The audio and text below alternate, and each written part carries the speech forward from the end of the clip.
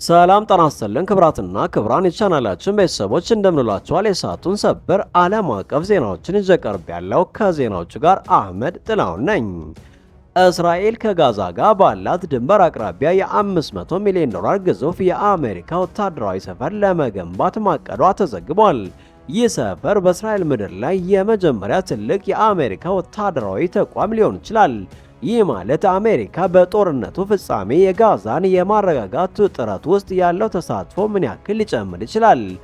በሺዎች የሚቆጠሩ የአሜሪካ ወታደሮች በእስራኤል ምድር ላይ ሊሰፍሩ ይችላሉ የሚለው ዜናስ ምን ትርጉም አለው? ይህ በእንዲህ እንዳለ በመካከለኛው ምስራቅ ያለው ውጥረት ከቁጥጥር ውጭ የሆነ መምጣቱን የሚያመለክቱ አስደንጋጭ መረጃዎች ወጥተዋል። የሂዝቦላ ምክትል ዋና ጸሐፊ ሼክ ናኢም ቃሲም በንግግራቸው የሰጡት ታሪካዊ ማስጠንቀቂያ ምንድን ነው? የእስራኤል የሰው ኃይል እጥረትና በሊባኖስ ላይ የተሰነዘረው የአየር ጥቃት የክልሉን ቀጣይ ዕጣ ፈንታ ወዴት እየወሰደው ነው? የመቋቋም ኃይሉ የገለጸው ድል ወይስ መስዋዕትነት የሚለው መፈክር ምን አይነት መልእክት ያስተላልፋል? በመጨረሻም የኔቶ አጋሮች የሆኑት ታላቋ ብሪታንያና ካናዳ ከአሜሪካ ጋር የነበራቸውን የረጅም ጊዜ የስለላ ትብብር አቋርጠዋል።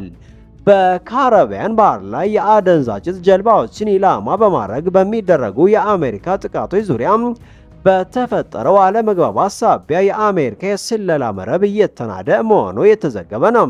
ይህ ክስተት በአሜሪካ እንግሊዝ ግንኙነት ላይ ምን ያክል ውጥረት ፈጥሯል?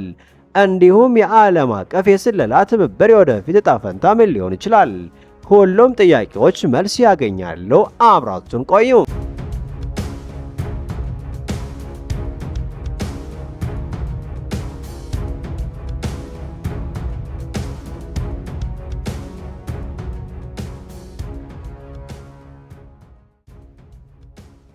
እስራኤል ከጋዛ ጋር ባለው ድንበር አቅራቢያ የ500 ሚሊዮን ዶላር ወታደራዊ ሰፈር ለመገንባት አቅዳለች። ማክሰኞ ዕለት የእስራኤል መገናኛ ብዙሃን እንደዘገቡት ዩናይትድ ስቴትስ በፍልስጤም ግዛት ውስጥ ያለውን የተኩስ ማቆም ስምምነት አፈጻጸም ለመቆጣጠር በእስራኤል ውስጥ ከጋዛ ድንበር አቅራቢያ 500 ሚሊዮን ዶላር ወታደራዊ ሰፈር ለመገንባት አቅዳለች።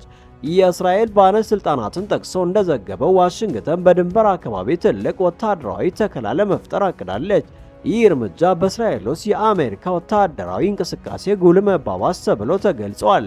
ይህ ተቋም በጋዛ የተኩስ አቁም ስምምነት መሰረት የተቋቋመውን ዓለም አቀፍ ግብረ ኃይል ያስተናግዳል ተብሎ ይጠበቃል። ይህ በእስራኤል ውስጥ ያለውን የተኩስ አቁም ስምምነት ይከታተላል። እንደ ዘገባው ከሆነ በሺዎች የሚቆጠሩ የአሜሪካ ወታደሮች እዚያ ሊሰፍሩ ይችላሉ። ይህ ከተረጋገጠ የመጀመሪያው ትልቅ የአሜሪካ ወታደራዊ ተከላ በእስራኤል ምድር ላይ ይሆናል። ይህ ዋሽንግተን ከጦርነቱ በኋላ በጋዛ የማረጋጋት ጥረቶች ውስጥ ያላትን ተሳትፎም ያጎላል። በእስራኤል በጋዛ ላይ በነበረው የ2 ዓመት ጦርነት ወቅት የዩኤስ የተሃድ ሚሳኤል መከላከያ ስርዓት አሰማርታ ነበር። ይህም በ12 ቀናት ግጭት ውስጥ የኢራን ሚሳኤሎችና ድሮኖችን በመጥለፍ ተሳትፏል ሲል ጋዜጣው አክሎ ገልጿል። አንድ እስራኤል ባለስልጣን ለአይኦድ እንደተናገሩት በእስራኤል ምድር ላይ የአሜሪካ ሰፈር መመስረትን ዋሽንግተን በጋዛና በሰፊው በእስራኤልና ፍልስጤም ግጭት ውስጥ ምን ያክል ለመሳተፍ እንደወሰነች ያጎላል። በርካታ የአሜሪካ ባለስልጣናት ምክትል ፕሬዝዳንት ጄዲ ቫንስን ጨምሮ ከዚህ ቀደም በጋዛ ምንም አይነት የአሜሪካ ወታደሮች አይኖሩም ሲሉ ተናግረዋል። በአሁኑ ጊዜ ወደ 200 የሚጠጉ የአሜሪካ ወታደራዊ ሰራተኞች በዩኤስ በሚደገፈው የሲቪል ወታደራዊ ማስተባበሪያ ማዕከል በደቡብ እስራኤል በሚገኘው ኪሪያት ጋት ውስጥ ተሰማርተዋል። ይህ የተኩስ አቁምን ይከታተላል። የእስራኤል ምንጮች እንደተናገረው ሲኤምሲሲ እና የእስራኤል ኮጋት ዘዴን በመተካት በጋዛ ውስጥ የሰብአዊ እርዳታ ስርጭትን የመቆጣጠር ኃላፊነት ይጠበቅባቸዋል። ጋዜጣው የታቀደውን ተቋም ቦታ አልገለጸም። ለምርጫ ሊሆን የሚችሉ ቦታዎች ቅኝት እየተካሄደ መሆኑን ብቻ አስታውቋል። በጉዳዩ ላይ ከዋሽንግተን ወይም ከቴል አቪቭ ምንም አይነት አስተያየት አልተሰጠም። በአሜሪካ ፕሬዝዳንት ዶናልድ ትራምፕ የ20 ነጥብ እቅድ መሰረት በጥቅምት 10 ላይ ስራ ላይ የዋለው የጋዛ የተኩስ አቁም ስምምነት የእስራኤል ታጋቾችን በፍልስጤም እስረኞች መለዋወጥ፣ የጋዛን መልሶ መገንባትና ያለ ሐማስ አዲስ የአስተዳደር አካል መመስረትን ያጠቃልላል። ከጥቅምት 2023 ጀምሮ በእስራኤል በጋዛ ላይ ባደረገችው ጦርነት ከ69,000 በላይ ሰዎች ሲሞቱም ከ170,600 በላይ ቆስለዋል ሲል የጋዛ ጤና ሚኒስቴር አስታውቋል።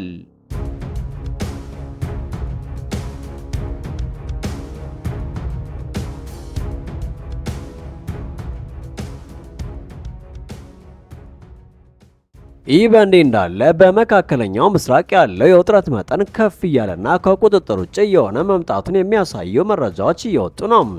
በተለይም የሂዝቦላ ምክትል ዋና ጸሐፊ ሼህ ናኢም ቃሲም በቅርቡ በተከበረው የሰማዕታት ቀን ባደረጉት ታሪካዊና ስሜት ቀስቃሽ ንግግር የመላው ክልሉን ቀጣይ ዕጣ ፈንታ ሊወስን የሚችል አስደንጋጭ መልእክት አስተላልፈዋል።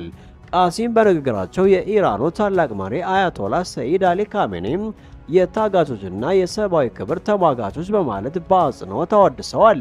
ይህ የሚያሳየው ኢራን የመቋቋም ግንባር በላይ የምትጠራውን ቡድንና በዓለም ዙሪያ የሚገኙ የተጨቆኑ ሕዝቦችን የምትሰጠው ድጋፍን ምን ያክል ጥልቅና የማይናወጥ እንደሆነ ነው።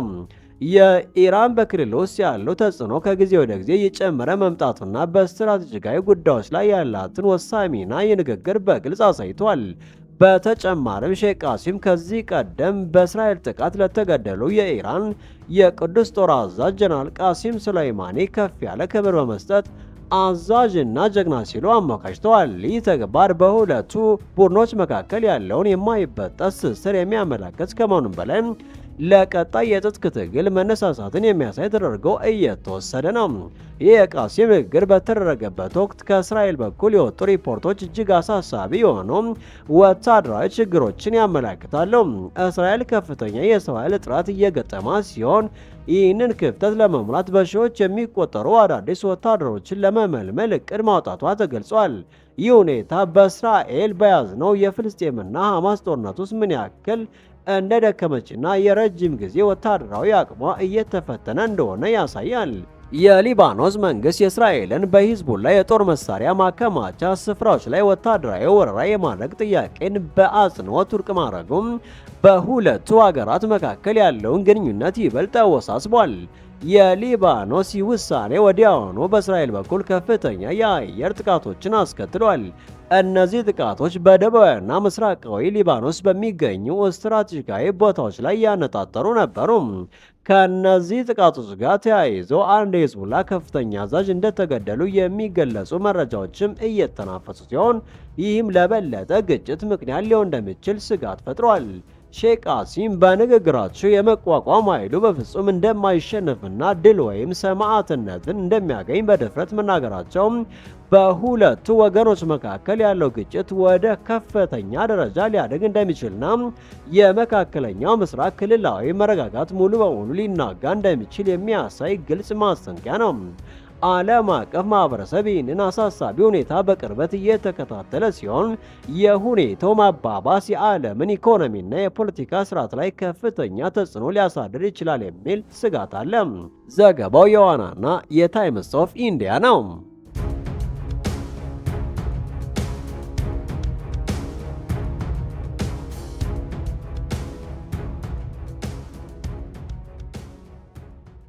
በመጨረሻም የአሜሪካ የስለላ መረብ በካሪቢያን ክልል መፍረሱና የኔቶ ሀገሮች በተለይም እንግሊዝና ካናዳ ከአሜሪካ የነበራቸውን የረጅም ጊዜ የስለላ ትብብር ማቋረጣቸው ዓለም አቀፍ ትኩረትን የሳበ አሳሳቢ ክስተት ሆኖ ተመዝግቧል።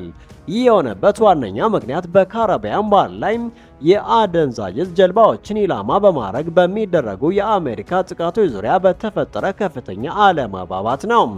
ሲኤንኤን ባወጣው መረጃ መሰረት ብሪታንያ ለአሜሪካ ታካፍለው የነበረው የስለላ መረጃ በፕሬዝዳንት ትራምፕ ትዕዛዝ ለተፈጸሙ ገዳይ ወታደራዊ ዘመቻዎች እየዋለ በመሆኑ በጸጥታ የካሪቢያን ኦፕሬሽናል የሚደረገውን የመረጃ ልውውጥ አቁማለች።